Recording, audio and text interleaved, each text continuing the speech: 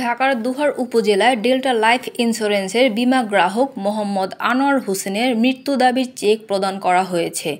বৃহস্পতিবার দুপুরে উপজেলার পালামগঞ্জ বাজারে এক অনুষ্ঠানের মাধ্যমে 13,20,438 টাকার চেক বিমা হোল্ডারের স্ত্রীর হাতে তুলে দেওয়া হয়।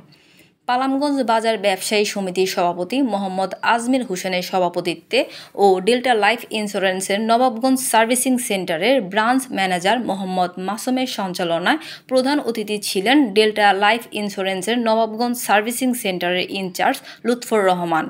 আরও উপস্থিত ছিলেন ডেল্টা লাইফ ইন্স্যুরেন্সের আলী হোসেন, নাসির উদ্দিন পল্লব, পৌরসভার সাবেক কাউন্সিলর আলমগীর হোসেন মবিন সহ ডেল্টা লাইফ ইন্স্যুরেন্সের কর্মকর্তা ও স্থানীয় গণ্যমান্য ব্যক্তিবর্গ।